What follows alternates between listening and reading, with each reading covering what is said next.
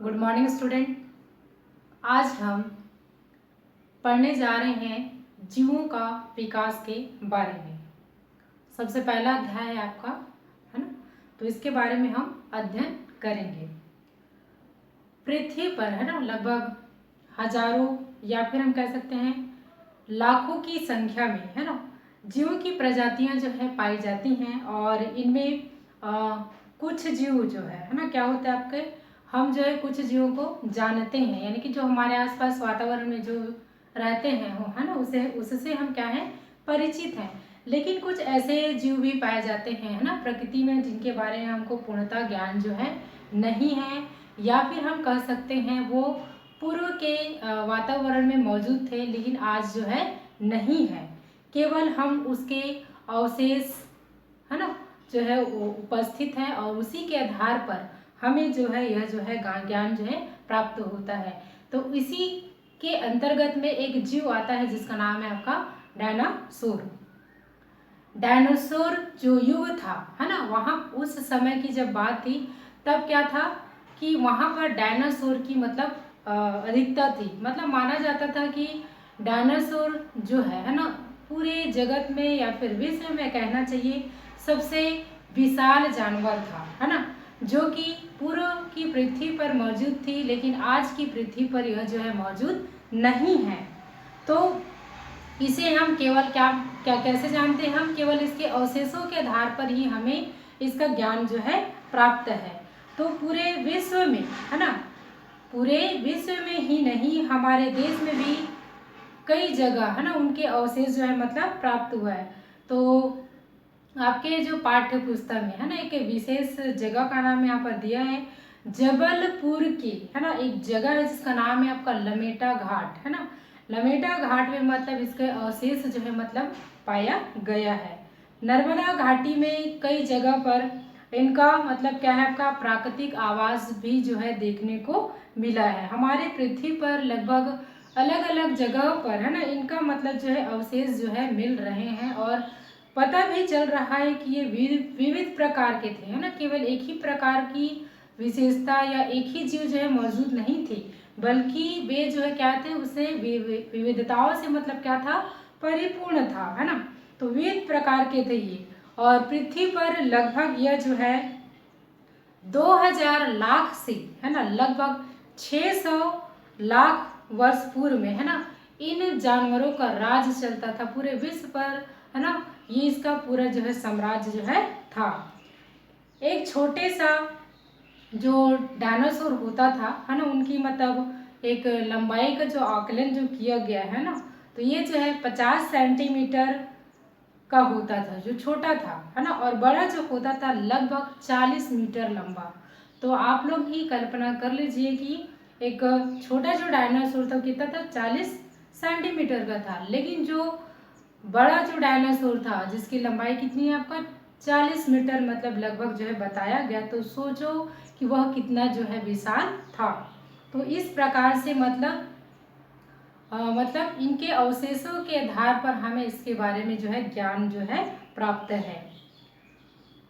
कुछ यहाँ पर देखेंगे कि जीव जो है ना, शुरुआत में ये जो जीव जब उत्पत्ति जब हुई थी इनकी, तब ये जो है कुछ समय क्या था आपका, शाकाहारी थे, है ना। बाद में धीरे धीरे मतलब क्या हुई, जो परिस्थितियां जो है या फिर प्रतिकूल जो परिस्थितियां तो जो है आती गई, तो ये जीव जो है क्या हो गया आपका, मांसाहारी हो गए। तो अन्य जीवों को ये जो है भोजन के रूप में क्या करते थे, ग्रहण जो है करते थे। तो इसी प्रकार से प्रकृति में कुछ और अवशेष जो है मिले हैं, जिनमें से आपका है आपका, है ना, कि पौधों में, है ना, जैसे आपका शैवाल है, फर्न है, मॉस है ना, गिंको, ये पौधे जो है क्या है आपका आज भी मौजूद हैं। ठीक है, तो ये जो क्या था, हमारे पूर्व के वातावरण में मौजूद थे और आज भी यह जो है पाए जाते हैं। यहाँ पर आप देखेंगे कभी कभी प्रश्न में भी पूछा जा सकता है ना, कि पौधे का एक अवशेष, है ना, जो प्राप्त है ना, उनका नाम बताइए। तो एक है आपका गिंको नामक जो पौधा है ना, ये जो पौधा जो था वो डायनासोर युग का था, है ना। तो कभी क्वेश्चन भी चेंज करके दे सकता है कि डायनासोर युग में पाए जाने वाले पौधे का नाम बताइए, तब आपको बताना क्या, गिंको नामक पौधा, है ना, ये जो है आपका डायनासोर युगीन जो है पौधा है। यानी कि आपका ये जो है, जो हिरोशिमा नागासाकी था, वहाँ पर जब एटम बम जब गिराया गया था, है ना, उसके पश्चात, है ना, बहुत विध्वंस हुआ था, है ना, जिनकी कई पीढ़ियां तक, है ना, उसमें बहुत सारे मतलब विकृति जो है निरंतर उत्पन्न होती रही, उसके बावजूद भी यह प्लांट जो है ना, जीवित है ना। तो ये जो है मतलब क्या है, आपका जीवित जीवाश्म जो है कहा जाता है। तो इस प्रकार से, है ना, ये जो है क्या आपका एक डायनासोरियन युग में पाया जाने वाला पौधा है। उसके पश्चात में जो है ना, वातावरण में निरंतर बदलाव जो है होता गया, और उसके पश्चात में ये जो विशाल शरीर लिए वाला, है ना, जो डायनासोर जो युग था, इसकी समाप्ति जो है हो गई। उसके पश्चात में, है ना, कुछ ऐसी प्रजातियां जैसे आपका मनुष्य, हाथी है, घोड़ा है ना, ये सब जो है मतलब क्या हो गए, धीरे धीरे मतलब क्या करने लगे, विकसित जो है होने लगी। इसके पश्चात, है ना, हम एक नया टॉपिक पढ़ेंगे, जिसमें हम जो पूर्व में, है ना, किस प्रकार से, है ना, वातावरण में जो पाए जाने वाले जीव जंतु थे, उनके बारे में हमको जानकारियाँ जो है प्राप्त हुई। तो एक वैज्ञानिक है ना, जिनका नाम है आपका डार्विन, है ना। डार्विन जो है ना, एक प्रकार से कहना चाहिए कि वो जो है प्रकृतिवादी थे, है ना। ये इन्होंने मतलब क्या किया था, प्रकृति वर्णवाद को, है ना, यानी कि प्रकृति के ऊपर में इन्होंने मतलब बहुत सारे मतलब पुस्तकें जो हैं लिखी हैं, और प्रकृति में पाए जाने वाले जो विभिन्न जीव जंतु हैं, उनके बारे में पूरी विस्तृत जानकारी जो है इन्होंने अध्ययन जो है किया है। तो इसमें हम समझते हैं बीगल का सफ़र और डार्विन का अनुभव। बीगल का सफ़र का मतलब होता है कि जो डार्विन नामक जो वैज्ञानिक थे, जिन्होंने क्या किया था, आपका जो प्रकृति में जितने भी पेड़ पौधे एवं जीव जंतु पाए जाते हैं, इनके बारे में इन्होंने मतलब खोज किया था, है ना। जिसमें इन्होंने क्या किया गया था, प्राकृतिक परिघटनाओं एवं प्राणियों के आवास, व्यवहार, है ना, उनके बारे में उन्होंने विस्तृत रूप से अध्ययन किया था। यानी कि किन किन जगह पर यह मतलब विभिन्न प्रकार के जो जीव होते हैं वो निवास करते हैं, कैसे अपना जीवन यापन जो है करते हैं, अनुकूल परिस्थिति में या फिर विपरीत परिस्थितियों में, है ना। तो यहाँ पर आप देखेंगे बीगल का सफ़र का मतलब होता है, डार्विन का जो यात्रा था, उन्होंने क्या किया था, एक समुद्री यात्रा जो है किया था। तो समुद्री यात्रा के लिए उन्होंने एक जहाज, है ना, उन्होंने उपयोग में लाया था। तो उस जहाज का जो नाम था वो क्या था, आपका बीगल, है ना। इस कारण से इसको बीगल का सफ़र जो है मतलब कहा जाता है। और चूंकि डार्विन जो है क्या था, आपका प्रकृति वर्णवाद, है ना, इन्होंने मतलब प्रस्तुत किया था। तो आइए हम चलते हैं बीगल के सफ़र में, जिन्होंने मतलब डार्विन ने, कि कहाँ से इन्होंने मतलब अपना बीगल का सफ़र जो है प्रारंभ किया था। ठीक है, तो सन 1831 में, है ना, डार्विन को इंग्लैंड से लेकर, है ना, आपका दक्षिण अमेरिका से होते हुए पृथ्वी के जो कई महाद्वीप थे, उन्होंने वहाँ पर क्या किया, सैर किया, खोजबीन किया, है ना।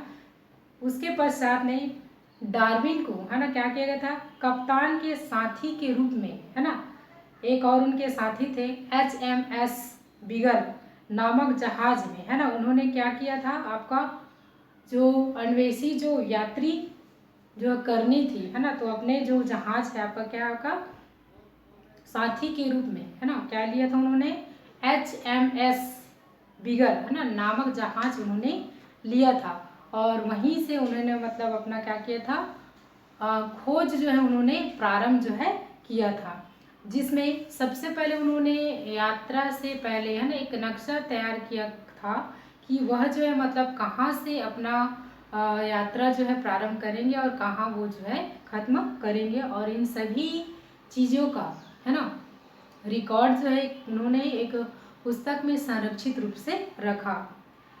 इलाकों की जो है ना, जो बहुत सारे जो समुद्री यात्रा के दौरान जहाँ जहाँ वो गए तो वहाँ पर जितने भी खनिज संपदा थी, है ना, और उनमें जैव विविधता का उन्होंने भरपूर जो है अध्ययन जो है किया था। और जहाज में अध्ययन करते समय, है ना, उन्होंने कक्ष के अलावा, है ना, एक अच्छा सा एक पुस्तकालय भी मतलब वहाँ पर था, जो कि मतलब विशेष प्रकार की जो जगह थी वहाँ के बारे में वो जो है जानकारी जो है देता था। तो इस प्रकार से जो डार्विन नामक वैज्ञानिक है, जिन्होंने मतलब क्या किया था, बीगल नामक जो जहाज था, है ना, उसे अपने साथी के रूप में उन्होंने अपना यात्रा जो है प्रारंभ किया था। तो बीगल का जो सफ़र है वो आपका 27 दिसंबर, है ना, 1831 से शुरू होकर के, है ना, आपका 2 अक्टूबर 1836 में खत्म हुआ। तो इस प्रकार से, है ना, ये जो है बीगल यात्रा जो है यहीं पर समाप्त होती है। इसके पश्चात हम देखते हैं डार्विनवाद के अवलोकन के बारे में। तो डार्विन ने जब अपना समुद्री यात्रा किया और उस दौरान उन्होंने विभिन्न प्रकार के जीवों के बारे में जब उन्होंने अध्ययन किया था, तो उन्हें मतलब महत्वपूर्ण जो अवलोकन जो उन्हें प्राप्त हुए, उन्होंने अपने पुस्तक में उन्होंने क्या किया, क्रमबद्ध तरीके से उन्हें नोट किया। तो इसका मतलब कहना चाहिए डार्विनवाद का यह जो सिद्धांत कहलाता है। तो सबसे पहले यहाँ पर देखेंगे डार्विनवाद में, है ना, सफ़र के दौरान समुद्र के पानी के नमूने का उन्होंने अध्ययन किया था और उनमें कई प्रकार के जो जीव जंतु जो पाए जाते थे, उन्होंने उनका विस्तृत रूप से अध्ययन किया था।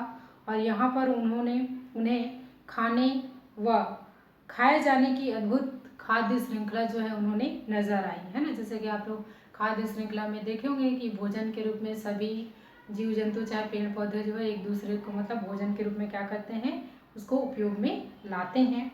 और ऐसा ही एक दृश्य उन्होंने दक्षिण अमेरिका के जंगलों में, है ना, फिर पहाड़ों में तरह तरह के मतलब उन्होंने जीव जंतु के बीच में भी उन्होंने देखा। और वही जो है मतलब क्या हुआ बच रहा है, जो शायद है ना भौगोलिक जरूरत के अनुसार से जो जीव जो अपने आप को क्या कर लेता है, वातावरण में ढाल लेता है।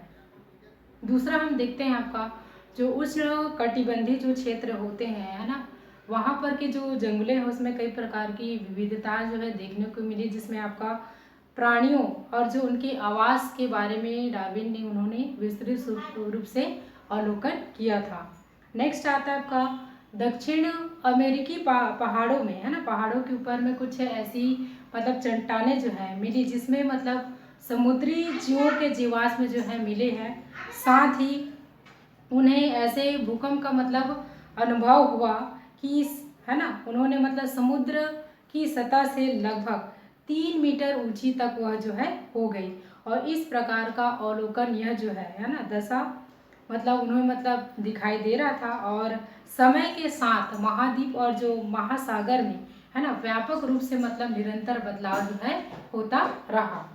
नेक्स्ट आता है आपका रेतीली जो समुद्री किनारों के स्थान पर ऊंचे ऊंचे जो चट्टान जो होते हैं, है ना, ये जो मतलब चट्टानों से जो घिरे जो समुद्री किनारे का उन्होंने भी मतलब विशेष रूप से अवलोकन किया था, जिसमें डार्विन का यह अनुमान लगाया कि निरंतर चलने वाली प्रक्रियाओं में से, है ना, पृथ्वी की सतह पर परिवर्तन आ सकता है।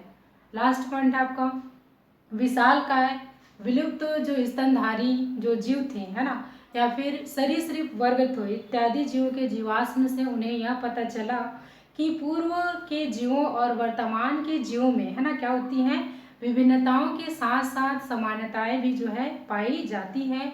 अर्थात कहने का मतलब यह है कि पृथ्वी की सतह पर परिवर्तन के साथ साथ जीवों में भी क्या हुआ, आपका परिवर्तन जो है आया है। तो इस प्रकार से, है ना, ये था आपका डार्विनवाद का सिद्धांत के बारे में। धन्यवाद।